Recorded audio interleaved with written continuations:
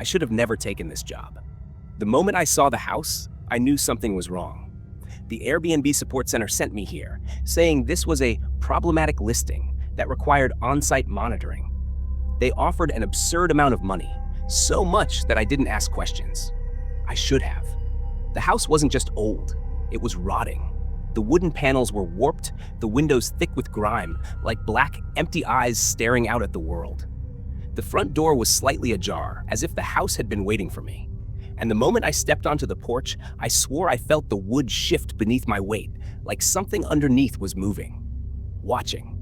I hesitated. The wind whistled through the dying trees surrounding the property, and for a brief second, I thought I heard something else. A low, deep inhale. No, that was impossible. A man was waiting for me at the doorway. Mr. Blackwell, the supposed owner. His skin was pale, stretched too tight over his bones, and his eyes were hollow, dark pits. He handed me a key wrapped in a red-stained cloth. Read the rules. Follow them. If you hear it breathing, don't run. His voice was hoarse, urgent. He looked over his shoulder as if something were lurking behind him. Before I could ask him anything, he was gone, shoving past me, his old car rattling as he sped down the dirt road, kicking up dust and dead leaves. He didn't even lock the door. I stood there, gripping the key, staring up at the decaying mansion. I should have left. Instead, I stepped inside. The stench hit me first, a mix of damp rot and something else, something rancid. The air was thick, almost humid, like the walls had been sweating. As I moved deeper inside, my footsteps echoed strangely, as if the house were swallowing the sound. The furniture was wrong. Twisted wooden chairs that looked melted, a dining table too long for the room, its surface covered in deep gouges like claw marks. The wallpaper peeled in curling strips, revealing something underneath. Not brick, not wood, but something. Softer. Flesh-colored. Then, I saw the paper waiting for me on the kitchen table. A single yellowed sheet, edges curled, the ink smeared like someone had written it in a hurry. At the top, bold, capitalized letters. 5 rules to survive. Rule number 1, never leave your room between 3:13 a.m. and 3:45 a.m. Rule number 2, if you hear the house breathing, do not run. Stay perfectly still. Rule number 3, do not enter room 206. It does not belong to you. Rule number 4, if the house offers you food, do not eat it. Rule number 5, if you hear someone calling your name from outside, do not open the door. They are not real. I reread them. Then again, my hands were shaking. Was this a joke? Then, I noticed something else, at the bottom of the paper, written in faint, shaky handwriting. If you break a rule, it will know. I swallowed hard. Something about the way the ink dragged made it look like whoever wrote this was trembling. A cold draft moved through the house, making the chandelier above me sway slightly, even though the windows were closed. I looked up. The light fixture creaked on its chain, dust raining down. The air shifted. Not a breeze, not a draft. Something else. The walls contracted, then expanded, like lungs. I froze. My pulse slammed against my ribs. The house was breathing. I forced myself to move, stumbling upstairs to the bedroom the Airbnb support center had assigned me. It was small and cold, a single bed against the wall, an old wooden dresser, and a window that overlooked the dead trees in the yard. The floor was covered in deep scratches. I locked the door. The first thing I did was check the time, 11:45 p.m. I was exhausted, but my mind kept replaying the second rule. If you hear the house breathing, do not run. Stay perfectly still. Had I already broken it? I wanted to believe the breathing had been my imagination, that the warped walls, the stench, the fleshy wallpaper, it was all in my head. But deep down, I knew the truth. I lay down, staring at the ceiling, my heart pounding. My phone had no service. The air felt thick, oppressive, like it was pressing against my chest. I told myself I wouldn't sleep. At some point, I did, and then I woke up. A deep, wet inhale, right outside my door. My stomach turned to ice, my body locked in place. I had never heard anything like it before, a shuddering, unnatural sound like lungs too big for a human body. Rule number 2, if you hear the house breathing, do not run. Stay perfectly still. I bit down on my lip, forcing myself not to move. My breathing was shallow, my fingers clenched so tight the nails dug into my palms. The sound moved, dragging through the hallways, slow, methodical. The wood creaked outside my door. It was right there. I squeezed my eyes shut. Then, silence. A moment passed, then another. I waited until the first light of dawn crept through the window before I dared to move. The moment I did, I regretted it. There were dark, smeared handprints on my bedroom door. Fingers too long, too thin. They dragged down to the floor in streaks, and below, scratched into the wood, a single word, hungry. The words stared back at me from the door. The scratches were jagged, uneven, as if whatever had carved them had done so with trembling hands or claws. My throat was dry, my body locked in place as I traced the smeared handprints with my eyes. They were too long, too thin, stretching from the doorknob down to the floor in dark, greasy streaks. A smell drifted from them, something sour, something alive. I forced myself to move. My hand shook as I reached for the doorknob, pressing my ear against the wood before turning it. The hallway was empty. The early morning light cast long, crawling shadows across the warped floorboards. The house was silent, but it wasn't empty. I could feel it watching. The air wasn't still. It pulsed, slow and rhythmic like breath. I stepped out, keeping my back against the wall. Every creak of the wood beneath my feet sent spikes of fear up my spine. The hallway smelled of dust and something spoiled, like meat left out in the sun. I kept my eyes on the floor, refusing to look at the door at the end of the hall. Room 206. I didn't need to check the numbers. I knew it was there. Something in my gut told me it was listening. My phone was useless. No service. No Wi-Fi. The Airbnb support center had insisted the place had functioning internet, but the signal was dead. That meant no calls, no GPS, no help. I gritted my teeth and made my way downstairs. The house was different in the daylight. The walls seemed less warped, the air less oppressive, but the unease never left. The table was different too. The paper with the 5 rules was still there, but beside it was something new. A plate. I stared at it. The food looked fresh. Eggs, toast, and a glass of orange juice, but there was something off about it. The eggs were too yellow, too smooth, like plastic. The toast was perfectly cut, the crusts removed, the surface untouched by a single crumb. The orange juice was the same color as the stained glass window in the hallway. Too bright, unnatural. Rule number 4, if the house offers you food, do not eat it. I stepped back. My stomach churned, both from hunger and from something else, revulsion. I wasn't stupid. I knew better than to touch it. Then, the fork moved. It was a twitch, a barely noticeable jerk, but I saw it. The silverware inched toward the plate, just slightly, just enough to let me know it wasn't an accident. I grabbed the rule sheet and backed away, nearly knocking over a chair as I moved toward the back door. My fingers fumbled with the lock, breath hitching in my throat. The knob was ice cold, but it turned. The door didn't open. Something was holding it shut. I yanked harder, panic rising in my chest. The wood groaned, but didn't give. The air behind me shifted, and I felt it, breath against the back of my neck. I turned. There was nothing there, but the plate was empty. I stared in horror. The fork rested neatly beside the plate, a few smears of yellow on the tines. My stomach twisted. The food was gone, but I hadn't eaten it. Something had. The house was feeding. I bolted up the stairs, taking them 2 at a time, my pulse hammering against my ribs. My bedroom door was still open. I rushed inside and slammed it shut, locking it with shaking hands. My breathing was ragged, my head spinning. The clock on the nightstand read 2:58 p.m. The sunlight outside was beginning to fade. Time was slipping away too fast, or maybe I was just losing my mind. Either way, I wasn't safe here. I had to leave. I sat on the edge of the bed, gripping my phone, trying to think. There was one last option, the landline. Mr. Blackwell had mentioned it during our brief conversation. The house has a phone. It only works when it wants to. I didn't want to use it, but I had no choice. I waited until the sun dipped lower, until the light cast longer, darker shapes against the walls. Then, I crept out of my room. The hallway was silent. Room 206 loomed at the end of it, its door slightly ajar. My throat clenched, but I didn't stop. I made my way downstairs, careful not to step too hard on the warped floorboards. The phone was in the parlor, sitting on a small wooden table beside a grandfather clock. It was old, black rotary, the kind you see in movies. Dust coated the surface, but when I lifted the receiver, the line was clear. I hesitated. My fingers hovered over the numbers. Then, the dial spun on its own. 1, 2, 0. I jerked back, dropping the receiver. It clattered against the table, the dial still whirring as if something was dialing from the other end.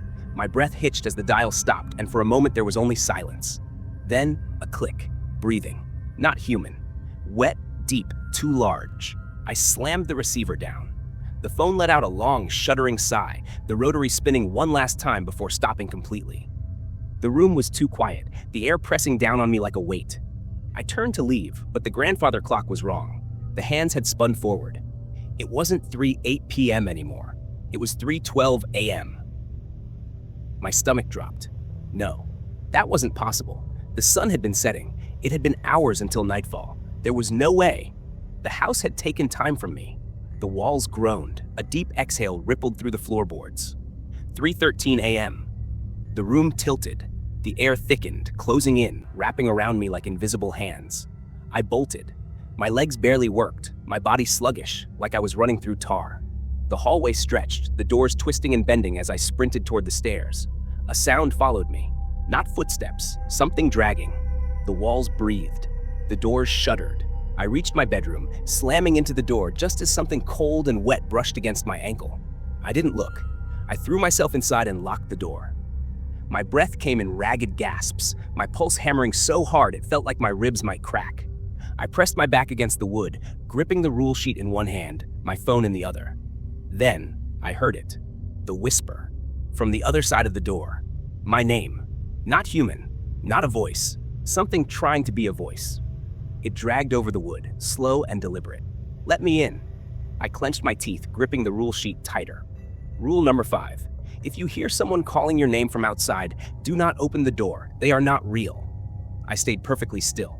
The whispering continued, the voice twisting, mimicking something familiar. Then, finally, silence. I waited. 1 minute, 2. Then I glanced at the clock. 3:45 a.m. The moment the numbers shifted, the air lightened. The heaviness lifted. I exhaled shakily, but my stomach still churned with dread. Because when I looked down at the floor, I saw something new. A pale, thin handprint. And below it, scratched into the wood. A second word. Starving. The word glared up at me from the floor, carved with the same jagged strokes as before, but this time the letters were deeper, more desperate. The pale, elongated handprint beside it hadn't been there before. It was fresh.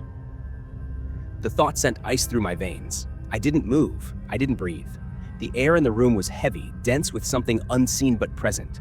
The door remained locked, the space silent except for my own pulse thudding against my ribs. But the silence felt wrong, like something was waiting. I inched back from the handprint, keeping my eyes on it. My brain screamed at me to make sense of it, to rationalize, but there was nothing rational about this house. I already knew the truth. Something had been in my room, and worse, it still was. A breath, a wet, rattling exhale, came from behind me. I didn't turn. I couldn't. Every instinct told me the same thing. If I looked, I wouldn't survive. The whispering started again, slithering through the air, too low to be words at first. Then it shifted. It was my voice, whispering my name. I clenched my jaw, my hands tightening around the rule sheet. Rule number 5. If you hear someone calling your name from outside, do not open the door. But what if the voice wasn't outside? What if it was inside? The whispering continued, the tone warping, cracking, as if my own voice was being peeled apart and stitched back together. I squeezed my eyes shut. Don't react. Don't let it know. I forced my breathing to steady. It's testing me. It wants me to break the rules. The floor beneath me felt different now, softer, warmer, like flesh instead of wood. My stomach lurched, but I stayed still. I was not going to play its game. The whispering stopped. Then the sound changed, a slow, wet dragging against the floorboards, moving away. My fingers trembled around the rule sheet, but I didn't open my eyes until the room was completely silent again. My breath hitched. The handprint was gone, but the word remained. Starving, carved even deeper into the wood than before, as if something had dug its fingers into the floor and clawed the word over and over again. I forced myself to stand. My legs were weak, unsteady. The clock read 4:27 a.m. Sunrise wasn't far, but I wasn't waiting. I had to get out. I crept toward the door, keeping my movements slow, deliberate. My fingers curled around the lock, heart hammering so hard I thought my ribs might crack. I turned it. The door swung open before I touched it. My breath stalled. The hallway beyond was still, draped in darkness. The air was thick, moist, like breath hanging in the cold. Something was different. The corridor felt longer. The shadows stretched unnaturally, swallowing the floor, the walls, the ceiling. The only thing still visible was the door at the end. Room 206. It was open. A sliver of light leaked out, spilling into the hallway. It flickered, pulsing, alive. And then I saw it. A hand. Too long, too thin, fingers twitching as they gripped the edge of the doorframe. The skin was pale, nearly translucent, stretched too tight over bones that jutted out at the knuckles. It didn't move, just held on, fingers digging into the wood. My stomach turned. Don't look, just go. I forced my feet forward, muscles screaming in protest. My back crawled with the unbearable sensation of being watched. The moment I passed room 206, I felt it. The air shifted. The hand twitched. I ran. The house didn't like that. The walls warped, breathing, convulsing. The floorboards beneath me buckled, stretching like muscle and sinew. The air was thick, humid, pulsing with something alive. The stairs stretched downward, twisting in impossible angles, leading into a darkness that shouldn't exist. My vision blurred, but I didn't stop. The house was moving, changing. It was hungry. I hit the bottom step and bolted for the front door. My fingers fumbled with the lock, but the moment I touched it, the metal shriveled and blackened under my skin like dead flesh. No. The air behind me collapsed inward. The walls sucked in a deep breath. I turned, and the house exhaled. The force ripped through me, throwing me backward. My body slammed against the floor, pain exploding through my ribs. My ears rang with a deafening shriek, the sound of wood splitting and flesh tearing at the same time. I tried to move. I couldn't. The ceiling pulsed. The walls wept. Dark streaks oozed down in thick rivulets, dripping onto the floor beside me, and then a footstep. Not from upstairs, not from behind a door, from the ceiling. I looked up. My blood turned to ice. It was there, crawling, shifting between the beams like an insect. Its body was long, limbs too thin, bent in unnatural angles. Its head twisted upside down, a gaping mouth stretching across where its face should be. It opened its mouth wider. A single word spilled from it. Feed. A new handprint appeared beside me on the floor. The wood split apart, flesh peeling away beneath it. It was no longer a house, it was a body, a stomach, and I was inside it. My breath came in shallow gasps. My fingers curled around the rule sheet, the only thing still solid in this place. The words swam in my vision, but I forced my eyes to focus. Follow the rules. I clenched my teeth, fighting the nausea, the overwhelming pull of the house closing in. Then, my eyes caught something. At the very bottom of the rule sheet, a line I hadn't noticed before. Rule number 6. If you hear the house say feed, run. My heart lurched. I threw myself to my feet just as the ceiling split open. The thing lurched downward, limbs unfolding, reaching, twisting. I ran. The house screamed. The walls rippled, splitting apart, reaching for me. I didn't look back. I didn't stop. The hallway was stretching, pulsing, trying to swallow me whole. But ahead, past the twisting corridors and writhing shadows, the back door. Wide open. A trap. I didn't care. I threw myself toward it as the house collapsed in on itself, the walls curling like ribs snapping shut. Something grabbed my ankle. I fell, face hitting the ground hard. The house wasn't letting me leave. A voice slithered through the air. Stay. I dug my nails into the floor, lungs burning. The rule sheet crumpled in my grip. I had one chance. I twisted, staring into the gaping maw of the house, the pulsing wet walls closing in. Then, I ripped the rule sheet in half. The house screamed, and then everything went black. Darkness swallowed everything. A deep, suffocating black that pressed against my skin like something alive. There was no floor beneath me, no air, no sense of space, just a vast, endless nothingness stretching in every direction. The house had devoured me. Or maybe I had never escaped at all. My heartbeat was the only sound, thudding erratically in my chest. Then, slowly, the blackness shifted. Not fading, pulling away. Like it had been wrapped around me, cocooning me inside its body. It peeled back in twitching, uneven layers, and suddenly I was falling. The impact should have shattered my bones, but the floor beneath me was soft. Not wood, not carpet. Something else. Something that gave slightly under my weight, as if I had landed on flesh. I inhaled sharply, my hands pressing against the surface. It was warm, pulsing. Then it twitched. I scrambled backward, my breath coming fast and shallow. The room around me took shape, a long corridor, stretching far too deep into the house. The walls were wrong. Their texture rippled under the dim, flickering light, shifting like muscle beneath skin. My stomach lurched. The house was alive. A new sound crept in. Dripping. Wet, slow, something thick hitting the floor in rhythmic intervals. I turned my head and immediately regretted it. The ceiling was weeping. Dark, viscous liquid seeped from above, running in slow, deliberate streams down the walls. The air reeked of copper, thick and damp, clogging my throat. Then came the whispering. Not words, not voices. A low, hungry murmur that shuddered through the corridor, growing louder, closer. Something was coming. I pushed myself to my feet, my muscles aching, every instinct screaming at me to run. My hands trembled as I reached for the rule sheet, but it was gone.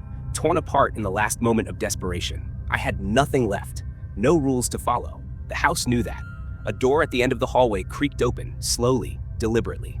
Beyond it, only darkness. Something shifted inside. A single step, then another. Too many feet, moving at once. A crawl. I turned and ran.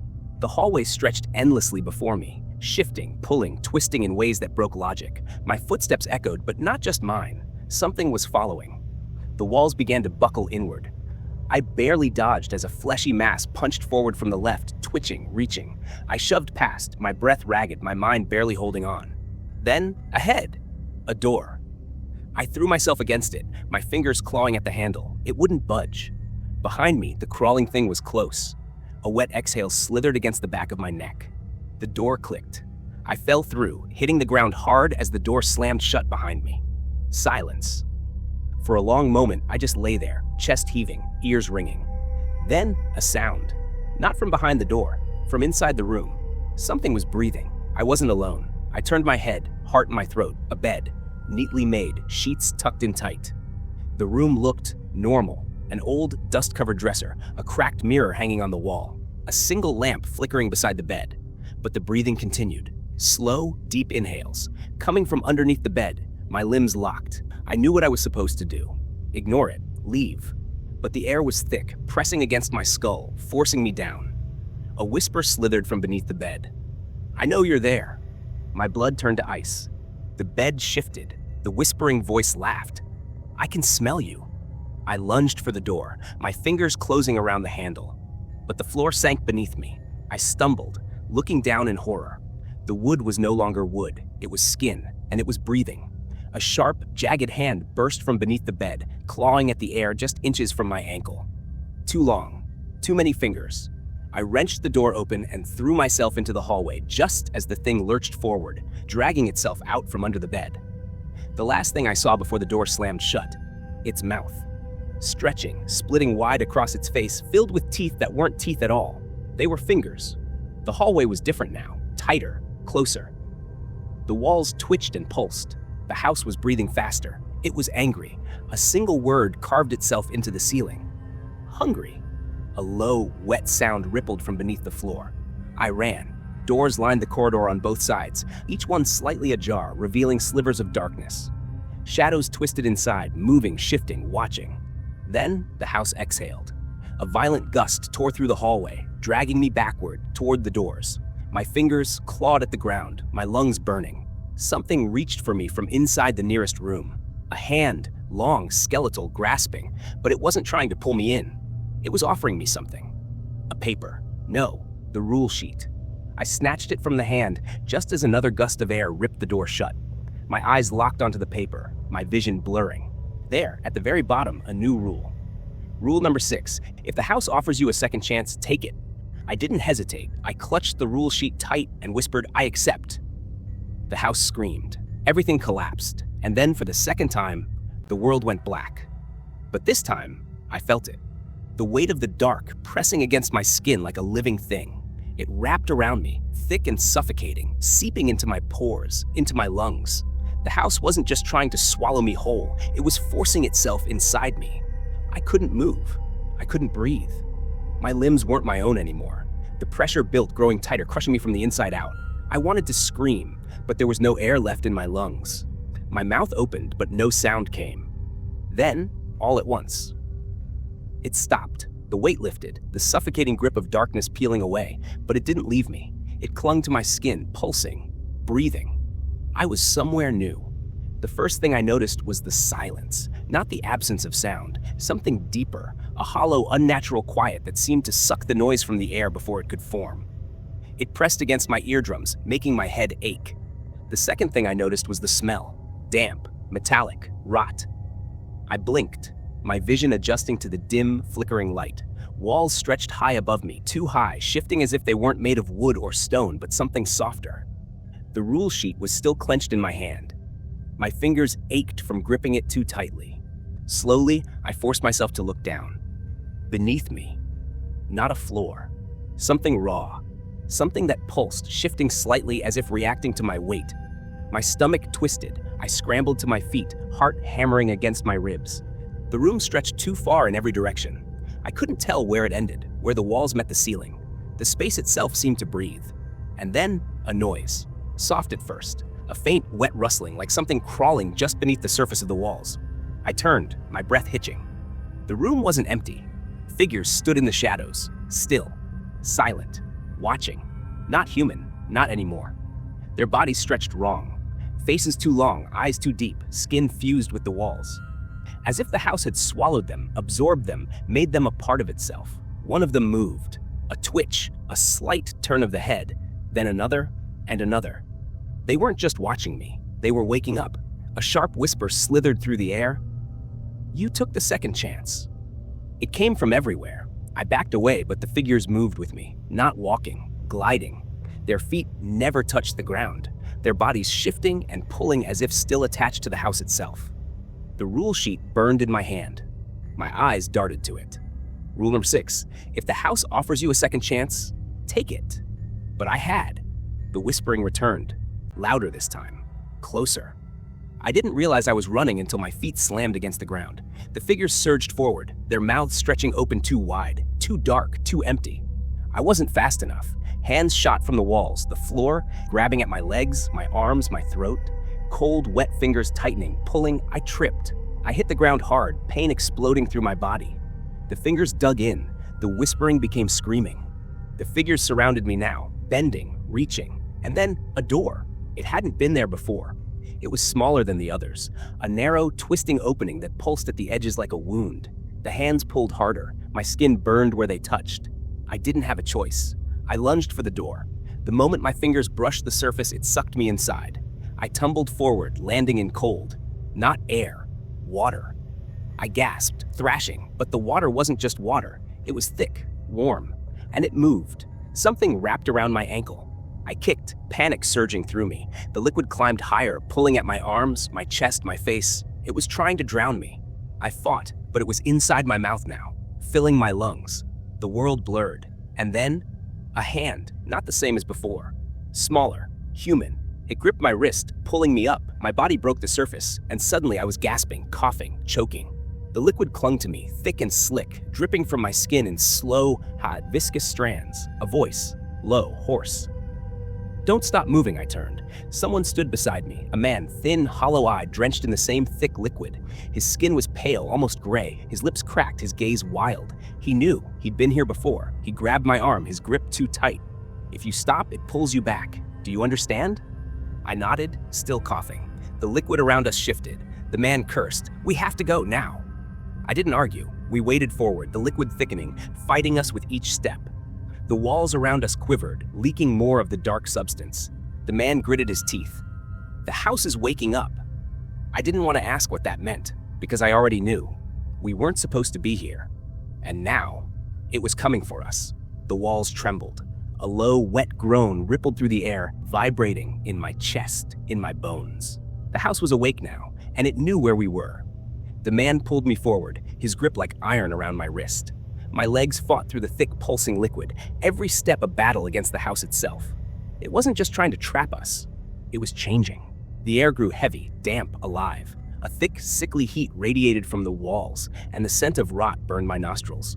The liquid around us sloshed and bubbled, rising higher. I glanced back, a mistake. The darkness was closing in. It wasn't empty. Something moved inside it. A shifting mass, undulating, crawling, hungry. The man yanked me forward. "Don't look back. Never look back." His voice was sharp, frantic, like he'd seen something I hadn't. I swallowed hard, forcing my gaze forward, but I could still feel it. The thing in the dark, watching, waiting. The liquid was up to my waist now, thick, clinging. Something brushed my leg. I froze. cold, boneless. Wet fingers slithered around my ankle. I screamed. The man twisted around, his face pale, eyes wide with something between terror and rage. Move! I tried. I couldn't. The fingers tightened, more of them now, wrapping around my thighs, my waist, pulling, dragging me down. I thrashed, kicking wildly, my hands clawing at the slick walls for something, anything to hold on to. My fingers sank into the surface. It gave. It bled. The house was trying to eat me. The man cursed and lunged, grabbing me under the arms. He pulled. I felt something tear, not just fabric, a sharp, wet snap. The fingers let go. I gasped, my body lurching forward as I crashed into him. My legs burned. A thick, raw pain radiated from where the fingers had held me. I didn't want to look. The man was already moving again, dragging me with him. I stumbled after him, my body screaming, my lungs heaving for air. The liquid was receding now, as if the house had given up. No, not given up, preparing for something worse. The hallway ahead twisted, narrowing, the walls growing closer, pulsing like a throat. A series of doors lined the passage, but none of them looked right. Some were warped, half melted into the walls, others dripped. One of them had a hand. A single, gray, rotting hand pressed against the wood from the inside. The fingers twitched. The man stopped so suddenly I nearly slammed into him. His breathing was ragged. He was staring at something ahead. I followed his gaze. A door, not like the others. This one was old, wooden, familiar. It looked just like the front door of the house when I first arrived. "This is it," the man whispered. I swallowed hard. "How do you know?" His jaw clenched. "Because it wasn't here before." The liquid around our feet shuddered. The walls trembled. The thing in the darkness was getting closer. The man grabbed the doorknob. It burned him. He yelped, pulling back, his palm raw and red. Smoke curled from the metal. The house wasn't letting us leave. The darkness behind us swelled. I didn't think. I reached into my pocket, my fingers closing around the crumpled, damp rule sheet. It was still there. I ripped it out. The words were barely legible now, smeared and soaked, but one of them stood out. Rule number 5, if you find a door that wasn't there before, it's not for you. My stomach dropped. I grabbed the man's arm. "We can't go through." His face twisted with frustration. "Then where?" I didn't know. The house was closing in. The walls, the darkness, the thing slithering closer. And then a whisper, not like before. Not from the house, from above. I looked up. A hatch. Small, metal, barely visible against the shifting ceiling. The man followed my gaze, eyes widening. He didn't hesitate. He jumped. His fingers clawed at the edges, slipping. He caught hold. I could hear the whispering getting louder, the house screaming. He kicked the hatch once, twice. It burst open, of no walls, no light, nothing. I didn't want to go, but the house was coming. The man grabbed me, and then we fell. We fell into nothingness. The air was thick, heavy, pressing against my skin like invisible hands dragging me downward. There was no ground, no walls, just an endless black void swallowing us whole. My stomach twisted as I plummeted, my screams lost in the abyss. The man was beside me, his arms flailing, his face stretched in a silent yell, but there was no sound. Nothing except a deep, hollow silence that throbbed in my ears. Then impact. I slammed into something wet, alive. It wasn't solid ground. It was flesh. A shudder rippled beneath me, like something had felt me land. The man crashed down nearby, coughing, groaning, struggling to push himself up. The surface beneath us moved, pulsing with a slow, steady rhythm, like a heartbeat. The air reeked of damp rot and something bitter, something I couldn't place. I tried to stand, but my hands sank into the ground, warm and spongy. It was breathing. A low, wet gurgle rumbled beneath us, a vibration that made my teeth chatter, the flesh-like floor convulsed.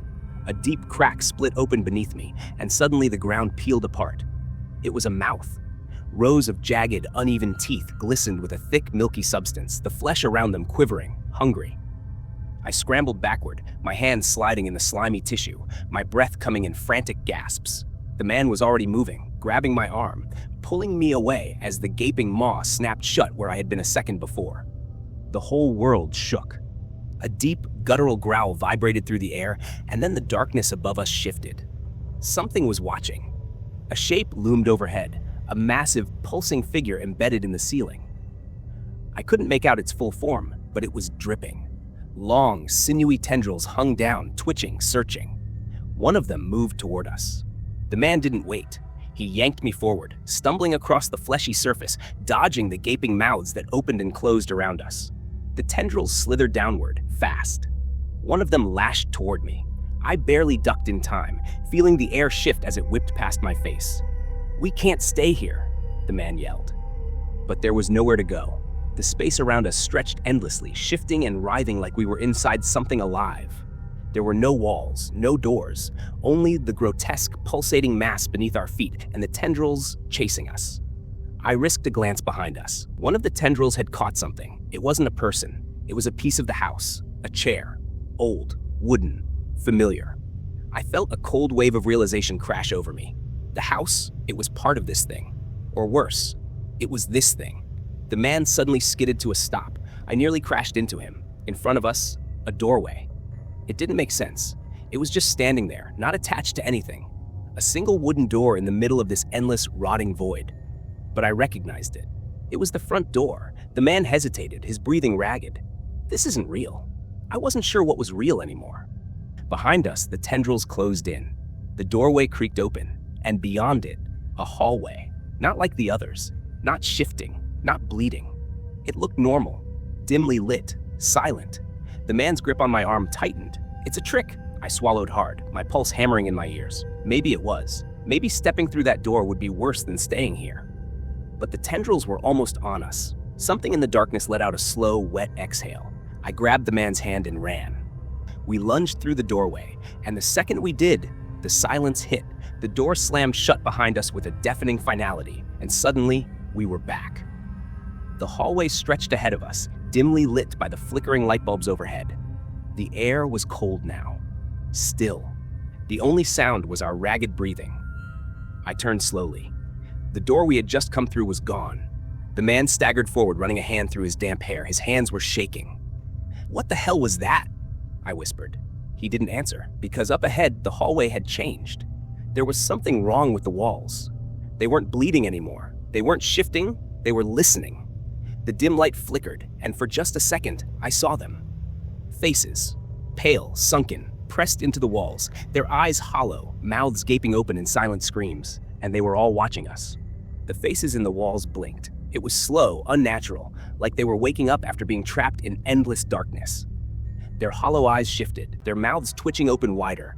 No sound came out, but I could feel them screaming. A silent, suffocating wail that pressed against my skull. The man took a step back. "We need to move. Now."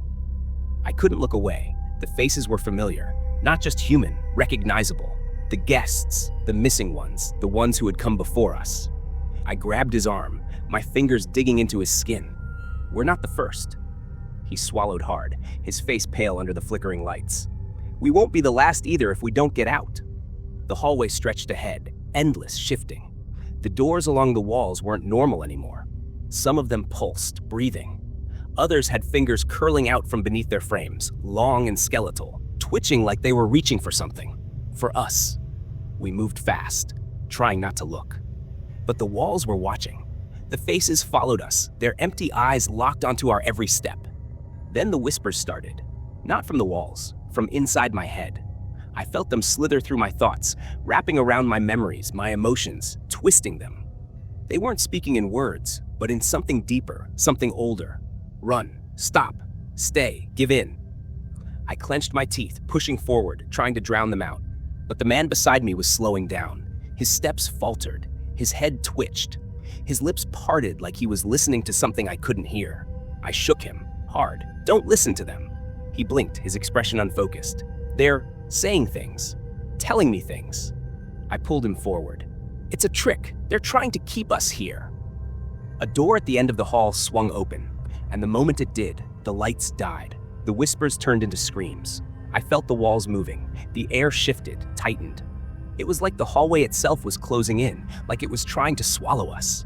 Cold hands brushed against my arms, my legs, clawing, pulling. I could feel their hunger. We ran. The darkness was total, blinding, suffocating. I couldn't see the man, but I could hear him, his ragged breathing, his hurried steps beside me. The hallway was longer now, stretching forever. The open door at the end flickered in and out of existence. Something grabbed my ankle. Cold fingers, wet, skeletal. I kicked, wrenching myself free, stumbling forward. I heard something crawl behind me, the sound of bone against wood, nails dragging along the floor. We weren't alone. The door was close. The man reached it first, slamming into it, throwing it open.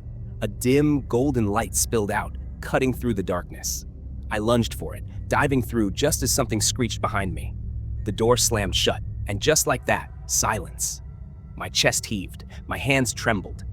The man was beside me, slumped against the wall, his skin gray with fear. We weren't in the hallway anymore.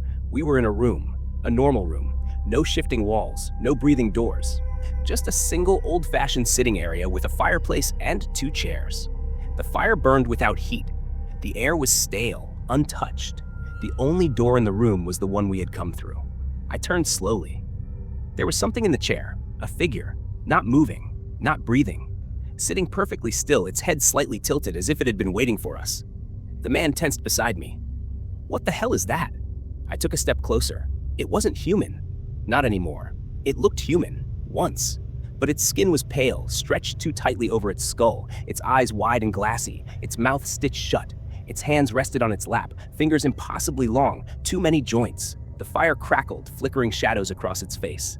Then it moved. Not a twitch, not a slow turn. 1 second it was sitting, the next it was standing. Too fast, too wrong. The stitches on its mouth strained, pulled, began to tear, and from deep within its throat, something rattled. I backed up. The man didn't move. His face was blank, empty. I grabbed his arm. We need to go. The thing tilted its head. The stitches snapped. Its mouth split open. Not a mouth, a hole, a void, a deep, gaping abyss of blackness that seemed to stretch beyond time itself. And from inside it, something began to crawl out. Something with too many hands, too many eyes. I grabbed the man and ran. There was nowhere to go. But then, a second door. One that hadn't been there before. It was small, narrow, barely visible in the shadows. I didn't care. We threw ourselves at it, wrenching it open, tumbling through just as the thing behind us let out a horrible, wet scream. The door vanished behind us. And suddenly, we were outside. Not the real outside, but something that looked like it. A vast, endless landscape of fog. No trees, no sky, just white mist stretching in every direction. And in the distance, something was moving. Not a person, not an animal, something else.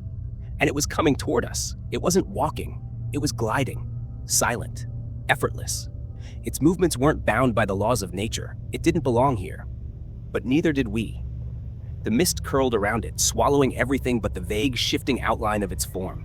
It had arms, too long, too thin. Its body stretched and shrank, flickering like a bad signal, like it wasn't fully tethered to this reality. I grabbed the man's wrist, my grip iron tight. Run! We sprinted. The ground beneath us wasn't solid. It was like running on something that didn't exist. Each step felt like we were about to fall through. The landscape stretched endlessly. No landmarks, no walls, no escape. But the thing was faster. No matter how hard we ran, it closed the distance. Its arms reached out, fingers unraveling like loose threads stretching toward us, so close I could feel the cold radiating off of them. Then the whispers returned. Not inside my head this time. They were coming from the fog itself. Soft, sickly sweet. Calling us. Promising things. Stay. Rest. Give up. The man stumbled beside me, his steps slowing. I yanked him forward. Don't listen. But he was already fading. His body flickered, like a glitch, like the fog was trying to pull him in. I clutched his arm, digging my nails into his skin. Stay with me. The whispers grew louder. They were speaking in a language I didn't understand, but I knew what they meant. The man wasn't strong enough. He was losing.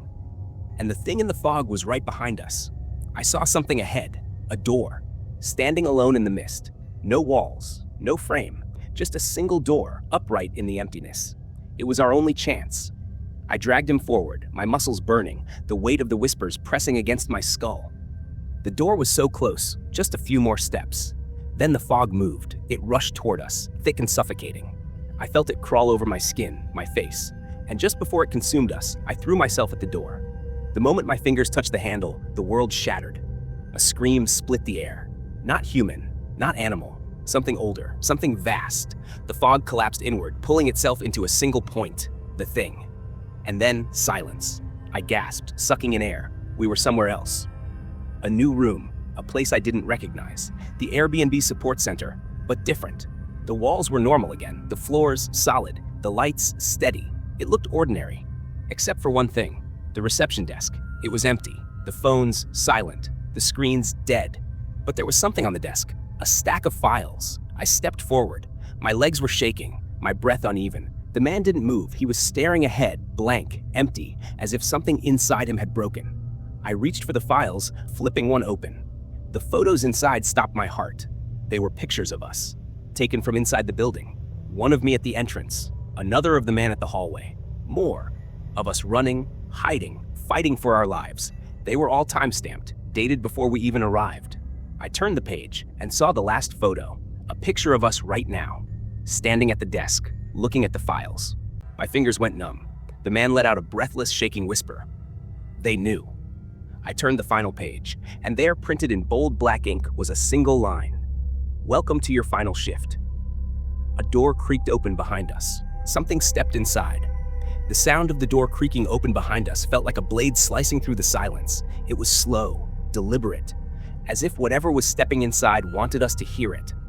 The air shifted, growing heavier, thicker, like the entire room was breathing. I didn't turn around. I couldn't. The man beside me let out a strangled breath, his body trembling so hard I could feel it radiating off him. His eyes were locked on something past my shoulder, something that shouldn't be there. A shadow fell over us, and then the whisper came. Your shift is over. The voice wasn't human. It was many voices, layered, speaking over each other, but perfectly in sync. It sounded ancient, like it had been speaking long before we were born and would keep speaking long after we were gone. I forced myself to turn. The thing standing in the doorway wasn't real. It was too tall. Its limbs were too thin, too long. The space around it was wrong. It flickered like a dying signal, shifting between states of existence. I could see the doorway behind it through its body, like it wasn't fully there. But its eyes, they were real, and they were locked onto me. I stumbled back, my heel catching on the edge of the desk. The files spilled to the floor, the photographs scattering. The images of us watching, waiting, dying. The thing took a step forward. The floor didn't creak. It made no sound at all. But I heard something else, a rhythmic clicking, like teeth, grinding together. It wasn't smiling, it was hungry. The man bolted. He turned and ran, his footsteps thundering down the hallway, disappearing into the dark. I wanted to follow him. I wanted to move. But I was frozen. The thing took another step, then another. I forced my legs to work, shoving myself backward. My back hit the desk. My breathing was shallow, panicked. The walls were closing in. The entire room was shrinking. Then, from somewhere deep within the building, the phone rang. I flinched. The creature paused. The ringing was loud, too loud. It echoed through the space, vibrating through my bones. And then I remembered. Rule 5. The phone. The final rule. I moved fast, my hands shaking, fingers slipping against the plastic. The moment I picked up, the creature lurched forward, its form distorting, unraveling. It was coming for me. I pressed the receiver to my ear, and the voice on the other end was mine. Don't listen. A whisper. My whisper. I felt my body lock up, my mind split in two. One part of me was here, standing at the desk, holding the phone. The other part of me was watching, from somewhere else, somewhere dark. And I knew, with absolute certainty, the thing standing in front of me wasn't the only one in the room. Something was behind me, breathing down my neck. I dropped the phone. The second it hit the desk, the world shifted. The floor cracked beneath me. The walls melted away. The ceiling split apart, revealing nothing. A vast, endless void stretching into eternity. The creature screamed. It was a sound I couldn't describe. Not human, not animal, something deeper, older. The light above us flickered once, then died, and everything went black. I don't know how long I was there, floating, falling, trapped between moments. Then, I woke up. I was outside, standing on the sidewalk. The Airbnb support center was gone. No building, no doors, just an empty lot, like it had never existed. The man was beside me, staring at the same nothingness, his expression hollow. We didn't speak, because we knew. It wasn't over. Not really. I reached into my pocket. My fingers brushed against something cold. I pulled it out. A key, one I didn't recognize, but I understood its meaning. Somewhere, the door was waiting, and one day it would find us again.